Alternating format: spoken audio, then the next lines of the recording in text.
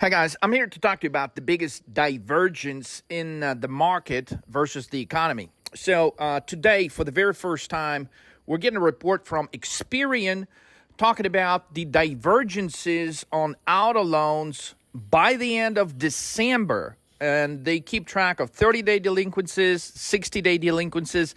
That number is officially above the historic high which happened during the 2008 financial crash. So if you pay close attention to the channel, I did post a video 2 weeks ago telling you that many people associate Trump administration with a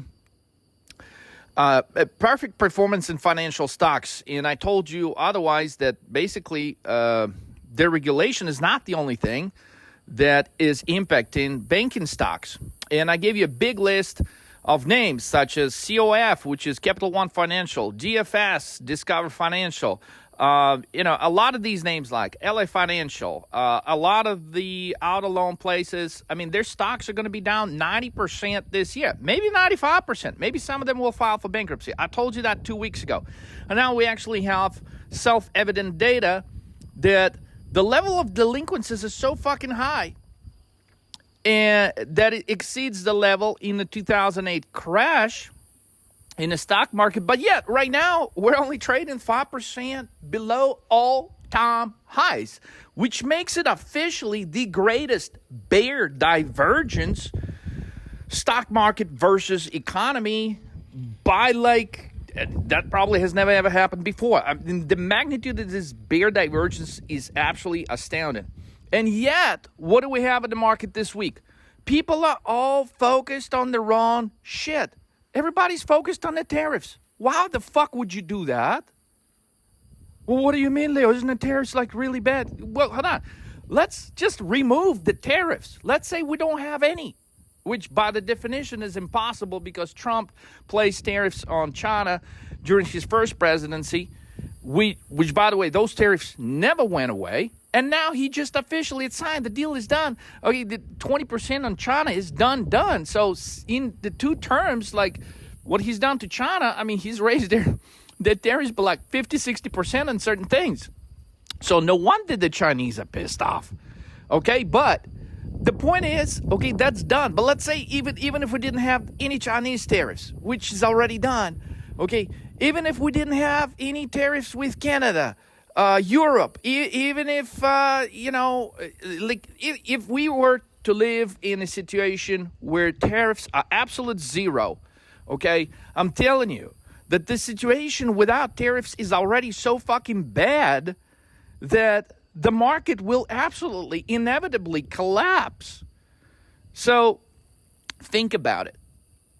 People that were delinquent 60 days on their auto loan payments in December, okay, what happened to them by the end of January? Well, the repo man normally visits, when someone is, 90 days, 120 days past due on your house loans. They'll give you a little more time. Maybe, you could have a foreclosure pending for, I don't know, if judging from 2007, 2008 transition, I mean, some people were still in their home a year later after they were a year late on their payments. But with auto loans, it happens a little quicker. So we're probably within 30 days of getting the evidence of data that delinquencies broke not just the high that was just reported for the fourth quarter, but for the first quarter of 2025, those delinquencies are probably going to go way, way above any kind of highs that anybody could think of. So, which means the ball is in motion, and, it's regardless whether tariffs are going to take place or not, okay, the United States consumer is in bad shape. So we know that for a fact now. We have evidence, we have data, we have proof of deteriorating economic data every day. We have inventory number that was just reported a few minutes ago. That's up. Inventories don't go up, in a good economy. That means people are spending less. That's a fact. People maxing out their credit cards to buy like basic necessities. That cannot be good for the fucking economy. So the point is, short automotive stocks, which, by the way, I had a separate video posted on that. I told you automotive stocks going to be going down 90% in the next 12 months. Housing stocks are going to be going down 90%, referring to the home builders in the next 12 months, guys. I mean, this is going to get pretty wild, and yet, I mean, with this bear divergence, you still have a chance to short the hell out of the market 5% from all-time highs when you have data like this? I mean, this got to be the greatest fucking short of all times. I mean, go rewatch the Big Short movie, right? The same thing happens in 2006, 2007, 2008. For a while, I mean, the evidence is there, but the market just can't quite drop. I mean, you have Countrywide Financial back in the day filing for bankruptcy, and the market still doesn't price it in, right? Until it finally does. And I'm telling you, we are at that moment now when the market is going to reprice it. I mean, we're going to go through the greatest repricing in the stock market you have ever seen. And I'll dare say this, that the market by the end of 2025 could be down by as much as 80%. Okay?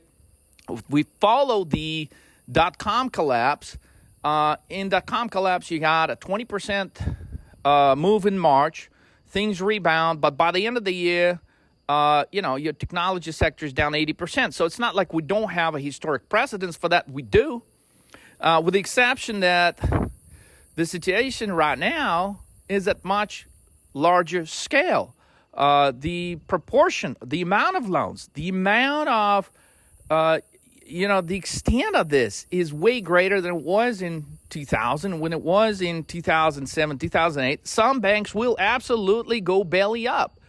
So combine that with the stagflation case, I mean, it is an absolute checkmate. I mean, I cannot believe that the market is trading at this level. It is absolutely fucking unbelievable, guys. So the biggest short is staring you in your eyes.